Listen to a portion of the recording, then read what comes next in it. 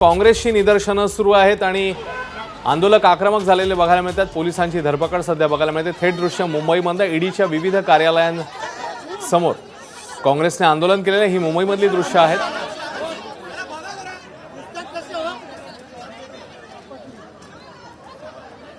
तर तिकडे शरद पवारांची राष्ट्रवादी देखील विविध मुद्द्यांवर मैदानात उतरलेली आहे। तिकडे देखील आंदोलन सुरू आहेत। त्यामुळे काँग्रेस त्यासोबतच राष्ट्रवादी शरद पवार पक्षाची ही आंदोलन त्या ठिकाणी पाहायला मिळतात। अरे वर है मोदी तेरा खेळ,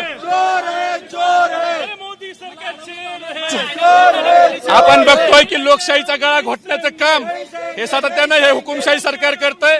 आज सामान्याच्या युवकाच्या मागण्या सामान्याच्या त्या ठिकाणी मागणी मांडायला गेल्यावर पोलिसाच्या मार्फत त्या ठिकाणी युवकाला अडवण्याचं काम, त्या ठिकाणी लोकशाहीचा गळा घोटण्याचं काम हे सरकार सातत्याने करतंय।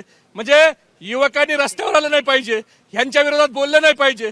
आज जी ही महागाईच्या माध्यमातून लूट करतायत, ही लूट जर शांतपणे तुम्ही सहन केली तर आम्ही काही बोलणार नाही, पण तुम्ही रस्त्यावर आला तर आम्ही तुमचा गळा त्या ठिकाणी दाबू, आम्ही पोलिसाच्या मार्फत तुम्हाला आंदोलन करू देणार नाही। हे आज आपण या ठिकाणी बघतोय।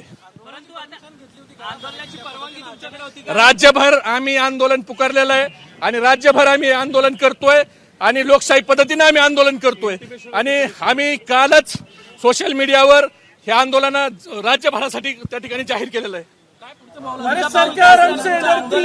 याच्यानंतर आम्ही या सरकारमधल्या मंत्र्याला फिरू देणार नाहीत। जर ह्यांनी महागाई कमी केली नाही आणि युवकाच्या रोजगारासाठी भरती केली नाही तर आम्ही या सरकारच्या मधल्या मंत्र्याला फिरू देणार नाही।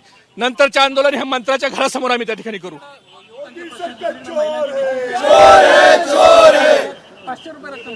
आज ह्या खरं तर हा मोठा प्रश्न आहे। एकीकडे लाडक्या बहिणीच्या नावानं सरकारमध्ये यायचं आणि दुसरीकडे तीच लाडकी बहीण आता दोडकी बहीण करायचं, हे दुजा भावनाची वागणूक त्या ठिकाणी दिली आणि एक आता प्रश्न निर्माण व्हायला लागला की यांच्या जे भांडण आहेत श्रीवादाचे, एकनाथ शिंदेच्या बहिणी असल्यामुळं देवेंद्र फडणवीस त्यांना सावत्र भावासारखी वागणूक देत आहेत का, हा देखील प्रश्न महाराष्ट्राच्या जनतेला पडलाय। हे आंदोलन सुरू आहे आणि आता थेट अमरावतीमध्ये जाणार आहोत। तिकडे विमानतळाच्या उद्घाटन सोहळ्यामध्ये मुख्यमंत्री फडणवीस, मुंडेजी, बलवंत वानखेडेजी, अमर काळेजी, संजय खुडकेजी, रवी राणाजी, सुलभाताई खोडके। एबीपी माझा, उघडा डोळे बघा नीट।